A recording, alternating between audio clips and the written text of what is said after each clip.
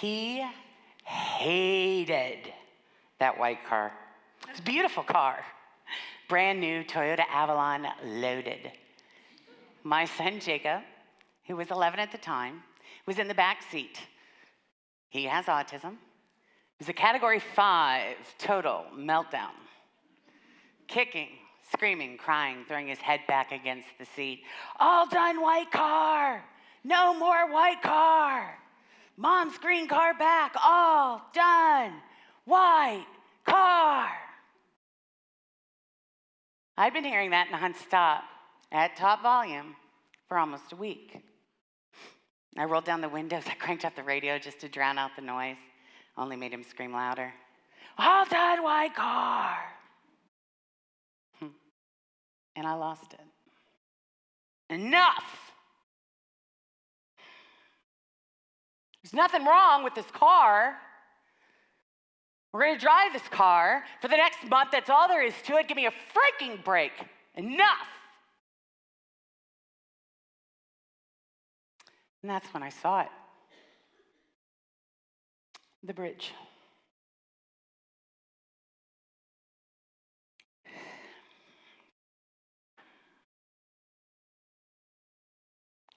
When Jacob was 5, no one could explain to me, why would he only eat the same 4 foods every day? Why did he have to have all 42 lights on in the house before he'd get out of bed in the morning? Why did I always have to park on the left side of aisle 4 every time we went to Kroger?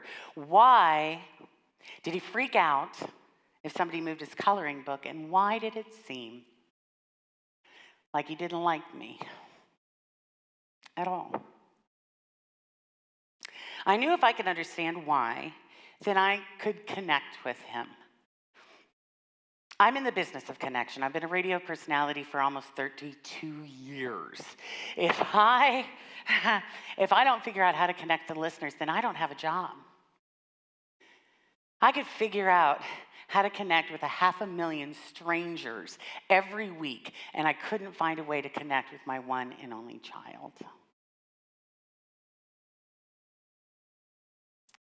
Determined, I spent everything I had, and then a whole lot more. So many books, so many classes, so many seminars all over the country. I went to events where I bent steel with my throat and I walked on fire. I was doing the work.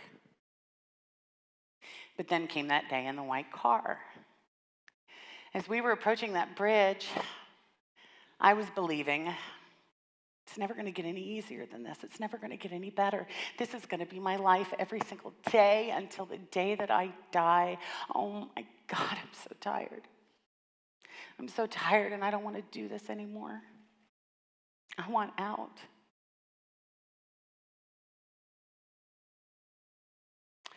And then I looked in the rearview mirror and into Jacob's big brown eyes, still filled with tears, still screaming.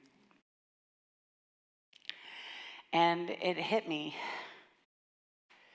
All of the teachings, all of the wisdom, the steel, the fire, all the lessons on love and acceptance and non-judgment, it all came together and I got it.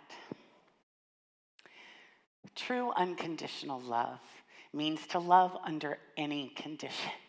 What was going on in that car was a condition, and I was not loving it. I hated it, all of it. His suffering that I couldn't listen, the frustration, the anger, the failure as a parent, the fear, the sadness, the martyrdom. And I didn't like him very much either.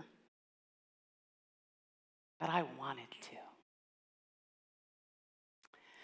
Then in that tiny little space of time between thinking and doing, I remembered a question that author Byron Katie loves to ask. It's a very simple question. It's only 3 words. Is it true? Is it true that it was never going to get any better? Is it true this is going to be my life forever until I die? Is it true that I'm really that tired? So tired that I want out? Could I absolutely know that any of those things I was thinking were true? No. See, my pain wasn't being caused by what was happening in that car. It was being caused by what I was thinking and believing about what was happening. And what about what Jacob was thinking and believing? Was the new car smell giving him a headache? Was there something about the interior that was irritating his skin? Was he nauseous because we were riding so low in a sedan when he's used to riding so high up in an SUV? So many questions, and I didn't have any answers.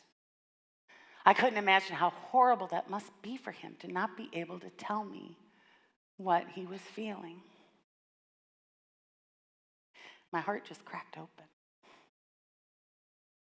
And I wanted more than ever to understand my son so I could save him from a lifetime of never being truly seen or heard.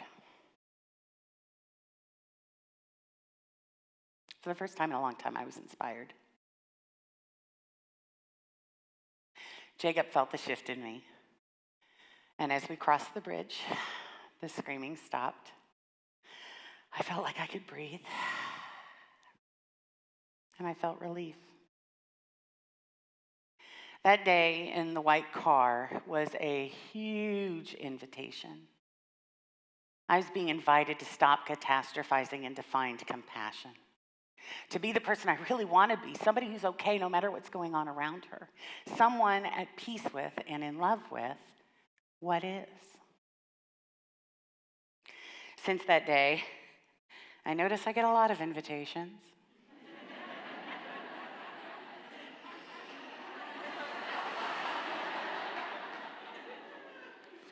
I get annoyed with my coworkers. I get pissed at my ex. I get frustrated with my family. I get impatient with customer service. And I get furious with that guy that only does 55 in the far left lane.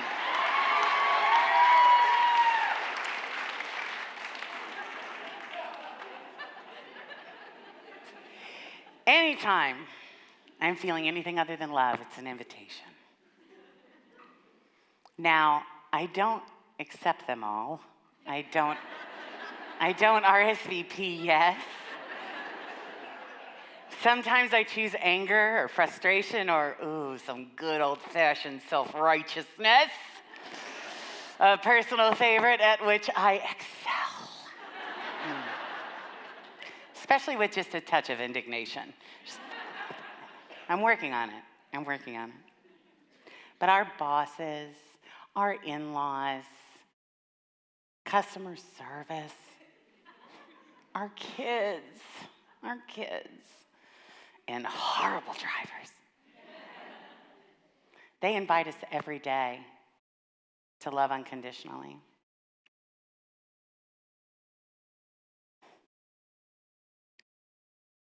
Your next invitation is coming. You could get it before you leave here tonight.